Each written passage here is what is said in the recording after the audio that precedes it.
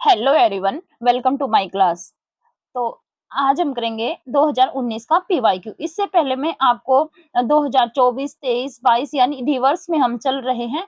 मैंने mostly PYQ आपको complete करवा दिए हैं। तो आज हम 2019 का पीवाईक्यू करते हैं। तो 91 से आपका स्पेसिफिक सब्जेक्ट शुरू हो जाता है। देखते हैं पहला क्वेश्चन क्या दिया गया है। क्वेश्चन को ध्यान से देखना है क्योंकि मैं हर एक क्वेश्चन आपको बिल्कुल खोल कर बता रही हूँ, यानी चारों जो ऑप्शन है उनको मैं आपको बताती हूँ। ये नहीं है कि इस क्वेश्चन का ये आंसर है और मैं आगे बढ़ी।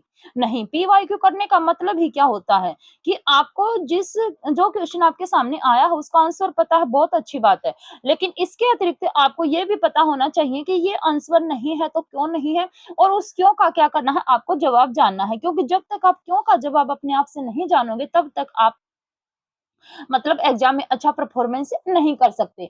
तो चलिए बात करते हैं। सबसे पहला क्वेश्चन आपका एनसीईआरटी से ही उठाया गया है। दो पुस्तकें आपके सामने दी गई है। विकास का समाजशास्त्र, समय और संस्कृति पुस्तकों के रचयिता हैं। ये पुस्तकें वेरी वेरी वेरी इंपॉर्टेंट है और पूछा गया है कि ये किसके द्वारा लिखी गई है। तो ये किसने लिखी है बेटा, ये लिखी है श्यामचरण दुबे के द्वारा। उपभोक्तावाद की और संस्कृति 9th क्लास की जो एनसीईआरटी है उसमें ये चैप्टर दिया गया है और श्यामचरण दुबे के द्वारा लिखा गया है। तो ऑप्शन नंबर 4 क्या है, यहाँ पर सही हो जाएगा। अब बात कर लेते हैं हरिशंकर परसाई। हरिशंकर परसाई के द्वारा लिखा गया है प्रेमचंद के फटे जूते। मुंशी प्रेमचंद और शिवरानी देवी उस फोटो में बैठे हुए हैं। प्रेमचंद के बाएं पैर का जो है जूता फटा हुआ है जिसमें से उसकी उंगली बाहर दिखाई दे रही है। व्यंग्य किया गया है कि आप अगर फोटो ही अच्छी खिंचानी थी तो आप क्या करते, कपड़े उधार मांग लेते। आजकल के जो दूल्हे हैं मतलब जो ड्रेस जो है वो किराए पर खरीद लेते हैं, तो आपसे एक अच्छी फोटो नहीं खिंचवाई गई। यानी इस तरह से इन्होंने क्या किया, व्यंग्य किया है। हरिशंकर परसाई हिंदी के सबसे बड़े व्यंग्यकार माने जाते हैं।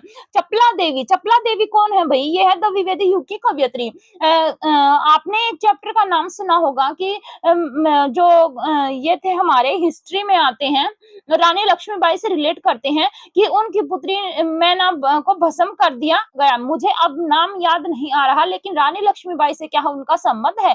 तो ये इनके द्वारा लिखा गया है और ये द्विवेदी युग की कवियत्रियों में कवियत्री आती है। वैसे तो द्विवेदी युग में एक भी कवियत्री नहीं है, न आपके भारत हिंदू युग में न द्विवेदी युग में। आगे चलकर छायावाद में महादेवी वर्मा आती है, बट इनका नाम लिया जाता है। जाबिर हुसैन, जाबिर हुसैन के द्वारा लिखा गया है सांवले सपनों की याद, जिसके केंद्र में कौन है, प्रसिद्ध कौन है, पक्षी वैज्ञानिक।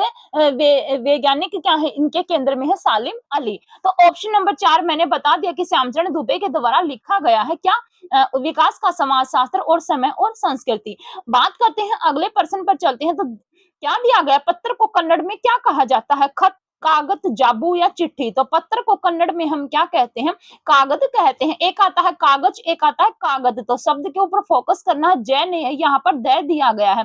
पत्र को कन्नड़ में क्या कहा जाता है, कागज कहा जाता है। अब यहाँ पर शब्द दिया गया खत। खत किसमें कहते हैं बेटा, याद रखना है, खत उर्दू में कहते हैं। खत किसमें कहते हैं, उर्दू में क्या कहते हैं, खत कहते हैं। जाबू, जाबू फिर किसमें कहते हैं, जाबू कहा जाता है तेलुगु में। तेलुगु में 3 नाम आते हैं, लेख है, उत्तरम है और जाबू है। और संस्कृत में फिर हम क्या कहते हैं, संस्कृत में पत्र कहा जाता है। जो ये पत्र शब्द दिया गया है यहाँ पर, इसको किसमें कहते हैं, संस्कृत में पत्र कहते हैं।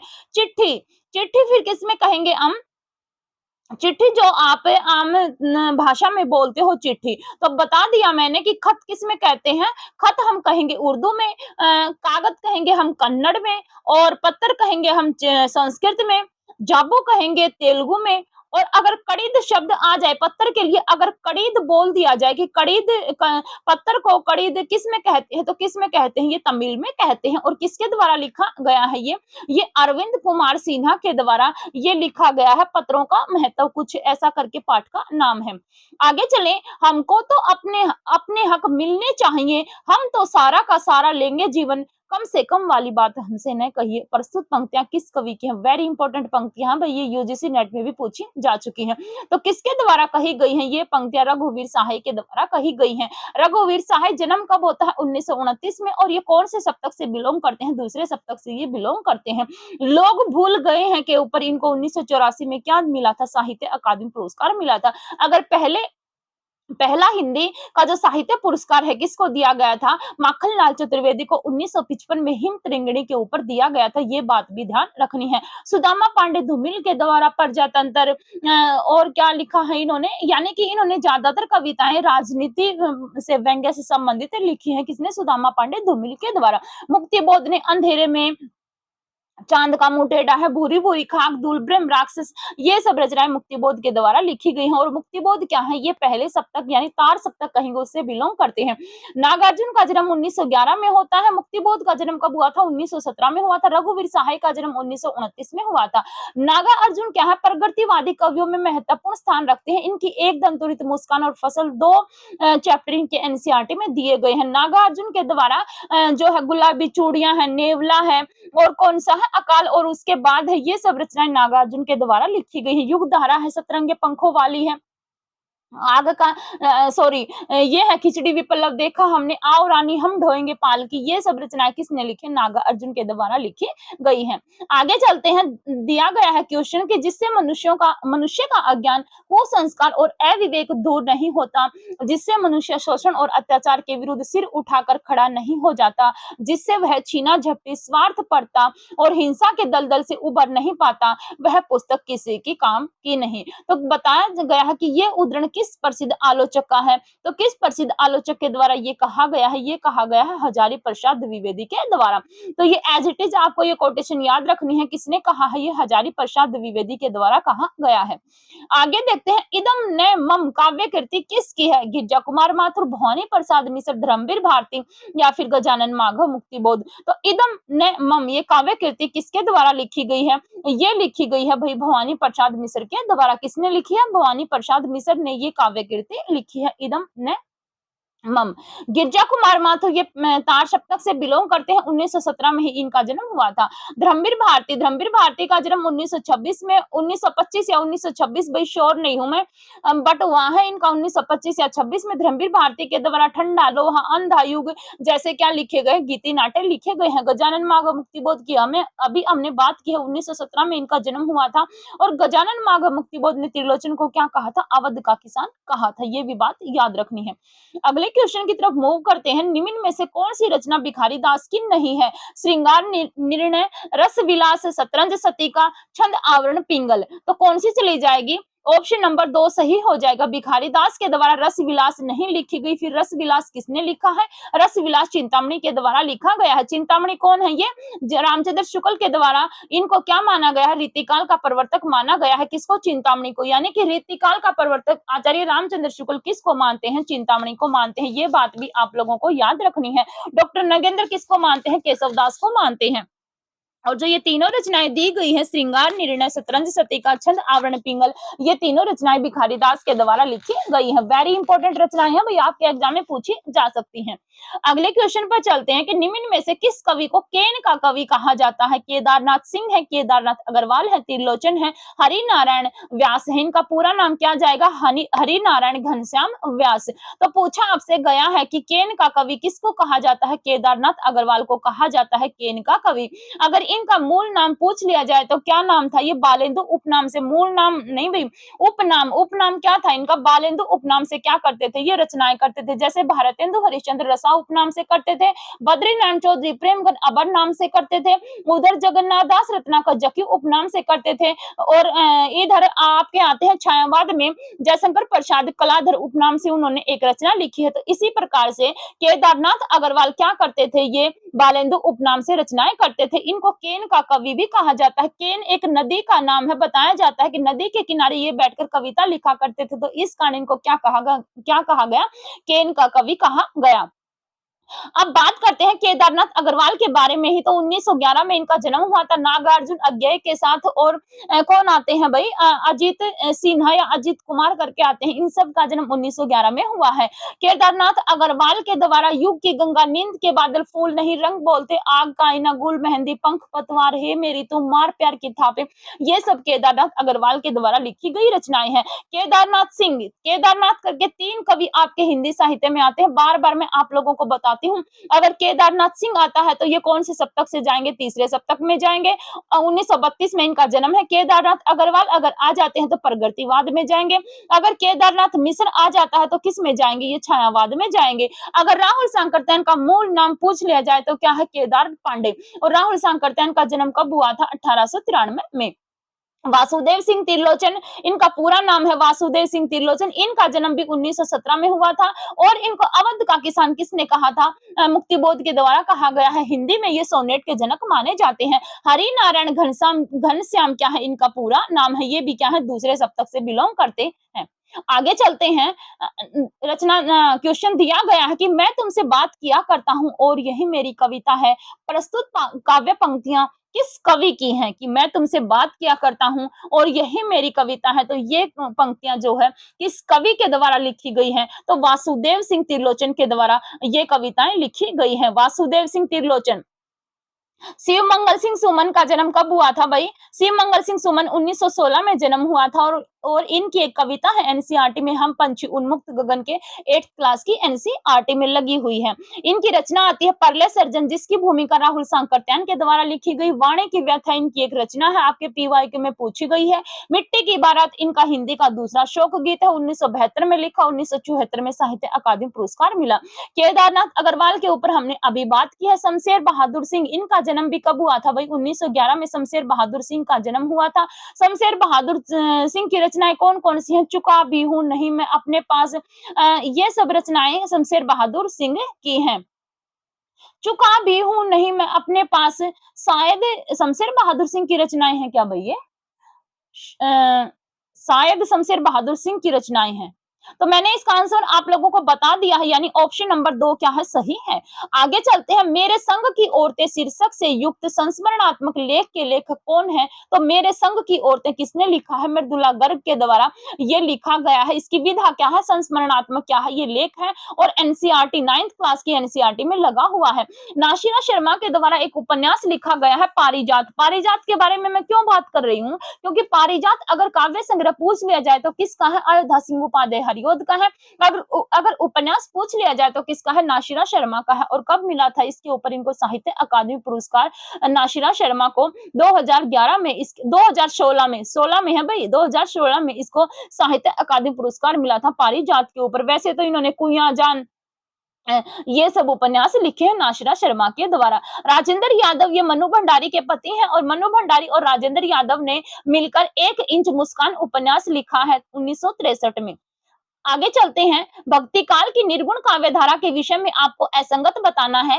भारत में निर्गुण भक्ति का अजस्त्र प्रवाह पहले पहले हिंदी प्रदेश में ही देखा गया। फारसी काव्य में 13वीं शताब्दी के पश्चात रहस्यवाद का प्रवेश होता है। सूफी काव्य का रहस्यवाद प्रगतिशील है, जिसमें ईश्वर के समकक्ष हर जीव को बराबर समझा गया है। निर्गुण काव्य धारा का विभाजन संत काव्य धारा व सूफी काव्य धारा में डॉक्टर रामकुमार वर्मा ने किया है। तो कौन सा चला जाएगा बेटा, यहाँ पर ऑप्शन नंबर 2 क्या है, यहाँ पर गलत हो जाएगा। फारसी काव्य में जो 13वीं शताब्दी के पश्चात रहस्यवाद का प्रवेश होता है, ये गलत है। फारसी काव्य यहाँ पर कौन से उसकी बात हो रही है, सूफी काव्य धारा की। तो सूफी काव्य धारा में 13वीं शताब्दी नहीं बल्कि 12वीं शताब्दी जो निजामुद्दीन चिश्ती करके आते हैं, उनके द्वारा क्या है, भारत में इनकी एंट्री हो जाती है। भारत में निर्गुण भक्ति का अजस्त्र प्रवाह पहले पहले हिंदी प्रदेश में ही देखा गया। जो आपका भारत का नीचे वाला पोर्शन है ना, ये वाला पोर्शन आता है, यहाँ पर जैसे केरल है, तमिलनाडु है, यहाँ पर क्या देखा गया था कि हिंदी जो निर्गुण भक्ति है, यानी कि भक्ति का प्रवाह यहाँ से निकला था और धीरे धीरे फिर कहाँ चला गया था, उत्तरी भारत में चला गया था। तीसरा जो ऑप्शन दिया गया है कि सूफी काव्य का रहस्यवाद प्रगतिशील है, जिसमें ईश्वर के समकक्ष हर जीव को बराबर माना गया है, ये बिल्कुल सही है। क्योंकि जो सूफी कवि हैं, उन्होंने लौकिक प्रेम के माध्यम से अलौकिक प्रेम की व्यंजना की है। अब ये लौकिक क्या है, यानी कि समाज में जो प्रचलित कहानियां थी, उन्हीं को आधार बनाकर इन्होंने क्या की है, काव्य की रचना की। फिर निर्गुण काव्य धारा 2 भागों में विभाजित होती है, संत काव्य धारा और सूफी काव्य धारा। इसको करने वाले आलोचक कौन है, डॉक्टर रामकुमार वर्मा। इन्होंने ग्रंथ लिखा था हिंदी साहित्य का आलोचनात्मक इतिहास। इस ग्रंथ को ये 7 भागों में बांटते हैं और भक्ति काल तक ही इस ग्रंथ को लिख पाए थे। पूछ लिया जाए कि निम्न में से कौन सा अधूरा ग्रंथ है, तो रामकुमार वर्मा के द्वारा लिखा गया है हिंदी साहित्य का आलोचनात्मक इतिहास, ये अधूरा ग्रंथ है। आंसर आप लोगों को मिल गया होगा। ऑप्शन नंबर 2 क्या है, गलत दिया गया है। अगले क्वेश्चन की तरफ मूव करते हैं कि रेत समाधि उपन्यास की लेखक लेखिका कौन है? जब इस उपन्यास के ऊपर पुरस्कार दिया गया था, बुकर पुरस्कार, तब ये जो रचना है फेमस रही थी। तो रेत समाधि उपन्यास की लेखिका कौन है? रेत समाधि गीतांजलि श्री के द्वारा क्या किया गया है, लिखा गया है। किसने लिखा है भाई? गीतांजलि श्री के द्वारा लिखा गया है। और इसमें इसके ऊपर इंटरनेशनल बुकर पुरस्कार दिया गया था। कौन सा मिला था भाई? इंटरनेशनल बुकर पुरस्कार इसको मिला था। और इसकी विषय वस्तु क्या है? इसमें जो एक बुजुर्ग महिला होती है, जिसमें भारत और पाकिस्तान की सीमा को यहाँ पर तोड़ा हुआ दिखाया गया, यानी कि एक तरह से ये विभाजन त्रासदी के ऊपर लिखा गया है। अगर इंग्लिश में इसका नाम पूछ लिया जाए तो क्या नाम चला जाएगा? टॉम्ब ऑफ सैंड क्या है इसका इंग्लिश वर्जन है, यानी इंग्लिश में चला जाएगा टॉम्ब ऑफ सैंड। ये जो बुकर पुरस्कार है, ये 2, एक तो गीतांजलि श्री और एक और आती है, उन दोनों को मतलब मिला था। जया जादवानी के द्वारा लिखी गई है कविता एनसीईआरटी में है कि यह सबसे कठिन समय नहीं। नीरजा माधव के द्वारा 2013 में लिखा गया था हिंदी साहित्य का ओझलनारी इतिहास। अगले क्वेश्चन पर चलते हैं कि वल्लभाचार्य का वेदांत सूत्र पर लिखा गया प्रसिद्ध ग्रंथ कौन सा है? तो वल्लभाचार्य के द्वारा जो वेदांत सूत्र पर लिखा गया ग्रंथ है अणुभाष्य। और अणुभाष्य क्या है बेटा? इनका अधूरा ग्रंथ है। इनके पुत्र विठलनाथ ने क्या किया था? इनको पूरा किया था। भाषा काव्य संग्रह किसके द्वारा लिखा गया है? ये महेश दत्त शुक्ल के द्वारा लिखा गया है। कब लिखा था? 1873 में। और हिंदी भाषा में लिखा गया पहला ग्रंथ है, क्योंकि जब हिंदी साहित्य लेखन परंपरा शुरू होती है तो सबसे पहले फ्रेंच विद्वान आते हैं और फ्रेंच भाषा यानी कि अंग्रेजी भाषा में लिखा गया था। कौन सा इतिहास ग्रंथ था भाई? गार्शा दत्तासी के द्वारा इस्तवार द ललित हिंदुस्तानी। आनंद भाष्य भी वैसे तो वल्लभाचार्य के द्वारा लिखा गया है, बट यहाँ पर पूछा गया है कि वेदांत सूत्र पर लिखा गया ग्रंथ कौन सा है? तो ऑप्शन नंबर 2 क्या है, सही है। अगले क्वेश्चन की तरफ मूव करते हैं। और वल्लभाचार्य के पुत्र हुए हैं विठलनाथ। इन्होंने 4 अपने शिष्य और 4 अपने पिताजी के शिष्य लेकर 1565 में क्या कर दी थी? अष्टछाप की स्थापना लगा दी थी। पूछा जाएगा भाई ये प्रकाशन वर्ष आपसे ध्यान रखना है 1565 में।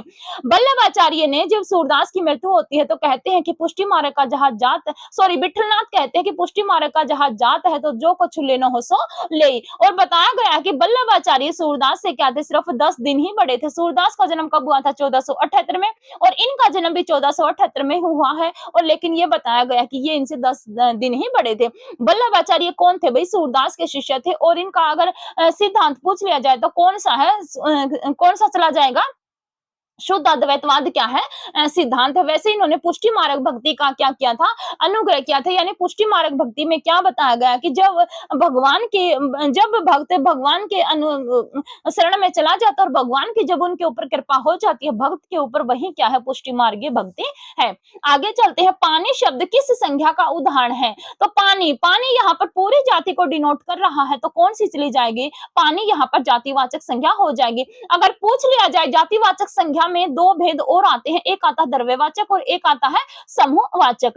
और पूछ लिया जाए अगर मान लीजिए यहाँ पर जातिवाचक संज्ञा नहीं है और समूहवाचक और साथ में दिया गया हो द्रव्यवाचक, तो आप किसकी तरफ जाएंगे? द्रव्यवाचक की तरफ जाएंगे, क्योंकि जो भी लिक्विड चीजें होती हैं वो सब द्रव्यवाचक के अंतर्गत आती हैं। व्यक्तिवाचक संज्ञा किसी एक व्यक्ति की ओर इशारा करती है और भाववाचक संज्ञाएं वो होती हैं जिनको हम छू नहीं सकते, सिर्फ महसूस कर सकते हैं, जैसे कि ऊंचाई है, ऊंचाई है, शर्माना है, ये सब क्या है? आपके भाववाचक में जाएंगे। धन्य भूमि सब भारत रतननी की उपजावनी के रचयिता है। ये काव्य पंक्तियां दी गई हैं और वैसे ये काव्य पंक्तियां नहीं है भाई, पूरी एक रचना का नाम है। और पूछा गया है कि ये इसके रचयिता कौन है? भारतेंदु, राधा कृष्ण दास, प्रताप नारायण मिश्र या बद्री नारायण चौधरी प्रेमघन। तो कौन चले जाएंगे यहाँ पर? बद्री नारायण चौधरी प्रेमघन क्या है? इनका पूरा नाम है। और अबर नाम से क्या करते थे? ये कविताएं करते थे। तो ऑप्शन नंबर 4 सही है। अगर मैं इनकी बात करते हैं तो ये कौन थे? धन्य भूमि सब भारत रतननी की उपजावनी काव्य पंक्तियां किसके द्वारा लिखी गई है? ये आपसे पूछा गया, तो सही है भाई। ऑप्शन नंबर 4 क्या है? सही है।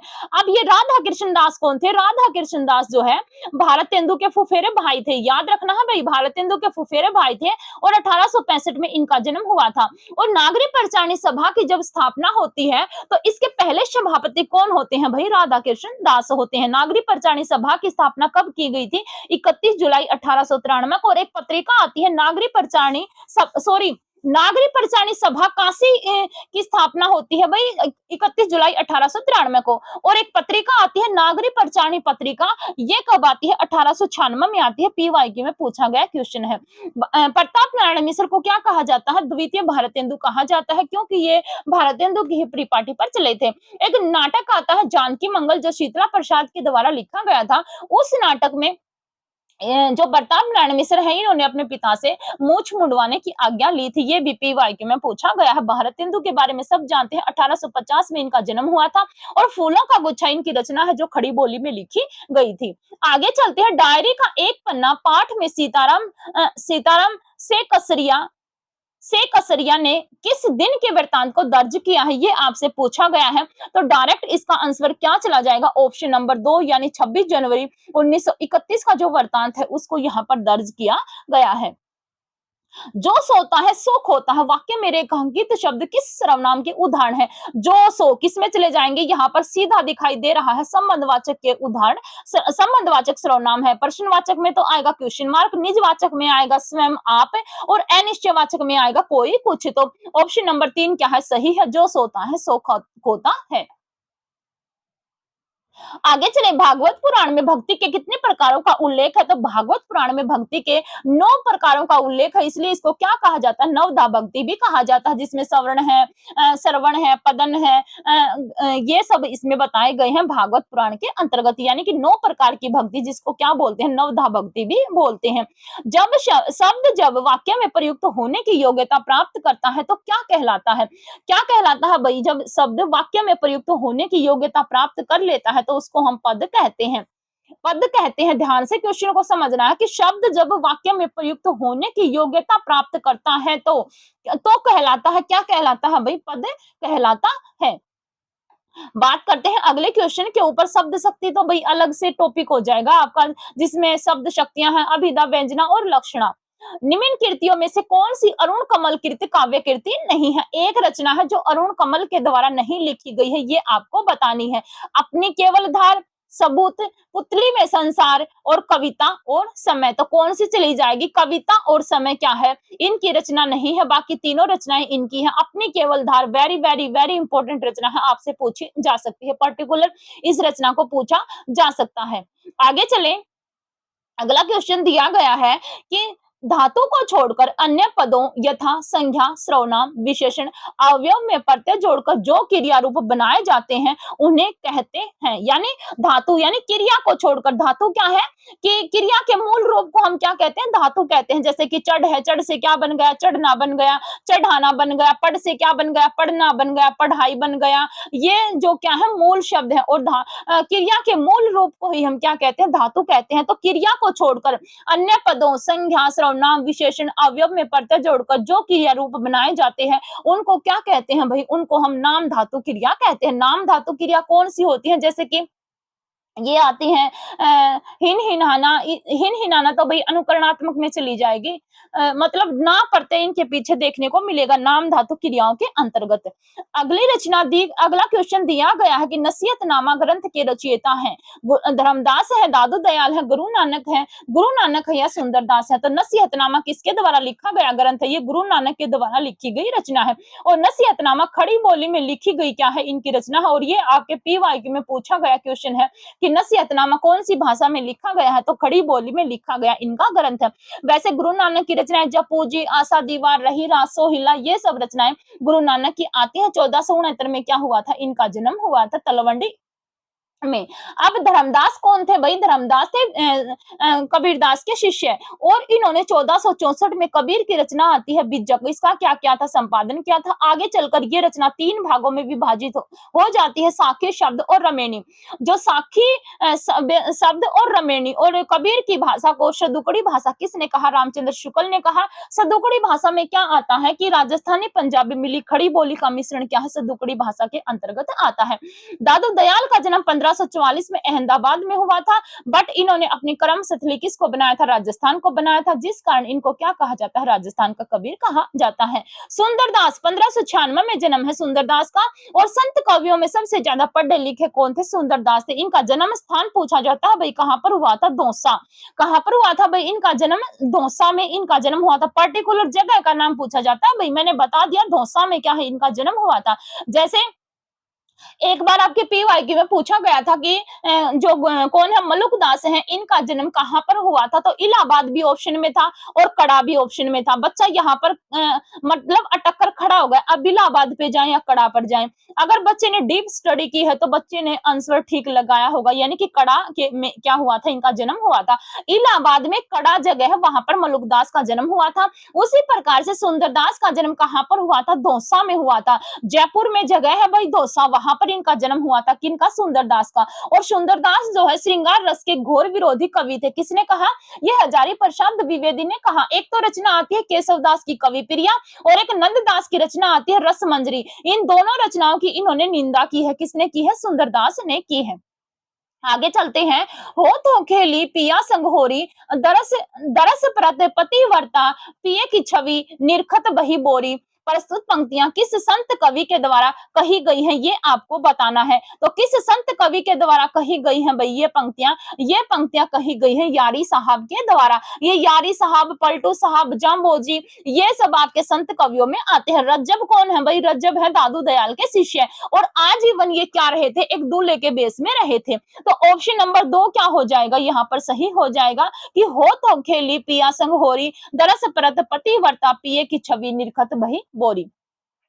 आगे चलते हैं। पहला गिरमिटिया उपन्यास के लेखक कौन है? जो पहला गिरमिटिया उपन्यास लिखा गया है, इसके आपको लेखक बताने हैं। कौन दिए गए हैं? दूधनाथ सिंह है, निर्मल वर्मा है, गिरिराज किशोर है, या फिर मनोहर श्याम जोशी है। तो पहला गिरमिटिया उपन्यास अगर पूछ लिया जाए किसके ऊपर लिखा है, तो ये महात्मा गांधी के ऊपर लिखा गया उपन्यास है। किसने लिखा है भाई? गिरिराज किशोर के द्वारा ये उपन्यास लिखा गया है। दूधनाथ सिंह का आता है लौट आओ ओधार, निर्मल वर्मा के द्वारा चीड़ों पर चांदनी यूरोप यात्रा पर लिखा गया यात्रा वृत्तांत है, और मनोहर श्याम जोशी के द्वारा कयाप 2005 में इस रचना के ऊपर क्या मिला था? इनको साहित्य अकादमी पुरस्कार मिला था। कुरुकुरुस्वाहा भी क्या है? इनकी रचना है। और 12th क्लास के एनसीईआरटी में इनकी एक कहानी दी गई है सिल्वर वेडिंग, जिसमें कौन है? यशोधर बाबू इस रचना के केंद्र में पात्र हैं। तो पहला गिरमिटिया उपन्यास किसने लिखा है? गिरिराज किशोर के द्वारा लिखा गया उपन्यास है, और पहला गिरमिटिया के केंद्र में कौन है? महात्मा गांधी। ये भी आपसे पूछा जा सकता है।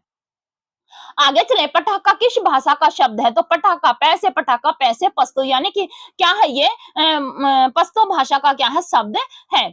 सुखदेव 16वां रतन है। इस वाक्य में रेखांकित शब्द किस विशेषण का प्रकार है? यानी कि सुखदेव क्या है? 16वां रतन है, और इसमें आपको विशेषण बताना है कि कौन सा विशेषण का प्रकार है। आवर्तीवाचक विशेषण है, क्रमवाचक विशेषण है, अपूर्ण बोधक विशेषण है, या परिमाणवाचक विशेषण है। तो परिमाण की तो यहाँ पर कोई बात नहीं है, तो कौन सा चला जाएगा? यहाँ पर क्रम की बात हो रही है। 17वां है, 15वां है, दूसरा है, तीसरा है, चौथा है, तो क्रमवाचक विशेषण के अंतर्गत जाएगा। अपूर्ण बोधक विशेषण कौन से होते हैं? जैसे डेढ़ है, डेढ़ लिख दिया हमने, ढाई लिख दिया, ये सब किस में जाते हैं? अपूर्ण बोधक के अंतर्गत जाते हैं। आवर्तीवाचक में कौन से विशेषण जाते हैं? जैसे कि कोड़ी है, शताब्दी है, ये सब जाते हैं आपके आवर्तीवाचक के अंतर्गत। बात करें अगले क्वेश्चन पर, तो चीवर उपन्यास के रचयिता कौन है? चीवर उपन्यास किसके द्वारा लिखा गया है? चीवर उपन्यास लिखा गया है भाई रांगे राघव के द्वारा। किसने लिखा है? रांगे राघव ने ये उपन्यास लिखा है। राही मासूम रज्जा के द्वारा लिखा गया है आधा गांव। कौन सा लिखा गया है भाई? आधा गांव। और चीवर उपन्यास क्या है भाई? ये एक ऐतिहासिक उपन्यास है। ये भी बात ध्यान रखनी है कि चीवर उपन्यास क्या है? एक ऐतिहासिक उपन्यास है। बंदी उजमा के द्वारा लिखा गया है एक चूहे की मौत। वेरी इंपॉर्टेंट उपन्यास भी पूछा जा सकता है, एक चूहे की मौत। तो इस चूहा यहाँ पर क्या है? किसका प्रतीक है? जो सरकारी कार्यालय में जो भ्रष्टाचार है, जो भ्रष्टाचार पर व्यंग्य है, तो व्यंग्यात्मक उपन्यास है एक चूहे की मौत, बंदी उजमा के द्वारा लिखा गया है। अगले क्वेश्चन की तरफ मूव करते हैं कि तदीय समाज की स्थापना किसने की थी? वेरी इजी क्वेश्चन है। किसने की थी भाई? भारतेंदु हरिश्चंद्र के द्वारा तदीय समाज की स्थापना स्थापना की गई थी। महावीर प्रसाद द्विवेदी, जिसके कारण द्विवेदी नामकरण पड़ा, द्विवेदी युग का 1903 से 1907 तक 1920 तक क्या करते हैं, ये सरस्वती पत्रिका का कार्यभार अपने ऊपर संभालते हैं। प्रताप नारायण मिश्र, जिसको भारतेंदु युग का दूसरा भारतेंदु कहा जाता है। बाल कृष्ण भट्ट का जन्म कब हुआ था? 1844 में बाल कृष्ण भट्ट का जन्म होता है। भारतेंदु युग के कवियों में सबसे बड़े यही माने जाते हैं। आगे चलते हैं, हिंदी में शिकार साहित्य के अग्रणी लेखक कौन है? तो शिकार साहित्य के अग्रणी लेखक कौन चले जाएंगे? श्री राम शर्मा, क्योंकि इनके द्वारा शिकार नाम का एक संस्मरण लिखा गया था। और कब लिखा है भाई? इन्होंने 1936 में ये शिकार नाम का संस्मरण इन्होंने लिखा है। इसी कारण इनको हिंदी साहित्य में क्या माना जाता है? शिकार साहित्य का अग्रणी लेखक माना जाता है श्री राम शर्मा को। वेरी इंपॉर्टेंट क्वेश्चन है भाई, फिर से पूछा जा सकता है। आगे चलें कि नागरिक परिचालनी सभा की स्थापना में कौन सा विद्वान शामिल नहीं है? कौन सा विद्वान शामिल नहीं था भाई? चिंतामणि घोष। अब ये चिंतामणि घोष कौन है? अभी बताया है मैंने, सरस्वती पत्रिका। सरस्वती पत्रिका जब बिल्कुल स्टार्टिंग में निकलती है तब इसके संस्थापक कौन होते हैं? चिंतामणि घोष होते हैं। फिर 1901 में कौन बनते हैं? श्याम सुंदर दास बनते हैं। 1903 में फिर कौन बनते हैं? महावीर प्रसाद द्विवेदी बनते हैं। तो चिंतामणि घोष क्या है? सरस्वती पत्रिका के पहले संपादक हैं। अब राम, श्याम और शिव, ये दोनों तीनों कौन है? नागरिक परिचालनी सभा काशी की स्थापना जो 31 जुलाई 1893 को हुई थी, उसके क्या है, उस जो स्थापना हुई थी उसमें शामिल कौन थे? श्याम सुंदर दास थे, शिव कुमार सिंह थे और राम नारायण मिश्र थे। और इसके पहले अगर मतलब सदस्य में पूछ लिया जाए तो सबसे पहले कौन थे? थोड़ी देर मैंने पहले बताया था, राधा कृष्ण दास। भाई राधा चरण गोस्वामी नहीं, राधा कृष्ण दास क्या थे? इसके पहले क्या थे? सभापति थे। आगे चलते हैं, अगले क्वेश्चन के ऊपर है। रचनाएं दी गई हैं, आपको सुमेलित करना है। रमा सिंह के द्वारा सीगाफ साल भंजी का लिखा गया है। मनीषा कुलश्रेष्ठ ने क्या गुलाब छड़ी तुम लिखोगी सत्यभामा।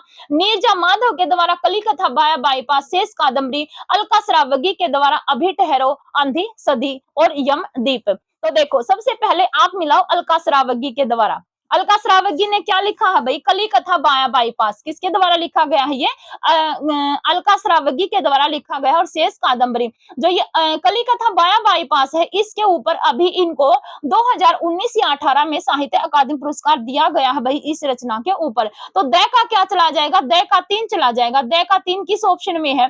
द का 3 आपका ऑप्शन नंबर 3 में दिया गया, तो यही आपका सही हो जाएगा, यानी ऑप्शन नंबर 3 क्या है? सही है। रमा सिंह का क्या जाएगा? गुलाब छड़ी तुम लिखोगी सत्यभामा। ये तुम लिखोगी सत्यभामा, ये वेरी इंपॉर्टेंट रचना है भाई, फिर से आपसे पूछी जा सकती है। कौन सी रचना? तुम लिखोगी सत्यभामा। तो ये रमा सिंह के द्वारा लिखा गया, यानी एक का क्या चला जाएगा? एक का चला जाएगा 2। फिर इसके बाद बात करते हैं नीरजा माधव। नीरजा माधव के द्वारा क्या लिखा गया है? नीरजा माधव ने लिखा है अभी ठहरो, अंधी सदी और यमदीप। ये यमदीप रचना भी पूछी जा सकती है भाई आपसे, क्योंकि ये अलग कुछ मतलब अलग तरह के नाम यहाँ पर दिखाई दे रहे हैं, जैसे कि तुम लिखोगी सत्यभामा। अब नीरजा माधव की अगर हम बात करते हैं, नीरजा माधव की हमने बात कर ली, अभी ठहरो, अंधी सदी। अलका श्रावगी के द्वारा गुलाब छड़ी और सॉरी कली कथा बाया बाईपास और शेष कादम्बरी अलका श्रावगी के द्वारा लिखे गए हैं। मनीषा कुलश्रेष्ठ, तो मनीषा कुलश्रेष्ठ ने लिखा है सीगाफ और साल भंजिका। ये साल भंजिका भी आपसे पूछा जा सकता है क्वेश्चन। तो ऑप्शन नंबर 3 क्या है? सही हो जाएगा। तो ये थे भाई आपके 30 क्वेश्चन। आगे के क्वेश्चन हम अगले वीडियो लेक्चर में डिस्कस करेंगे। तो अगर वीडियो पसंद आती है तो चैनल को लाइक, शेयर एंड सब्सक्राइब करना न भूलें। Thank you, thanks for watching me.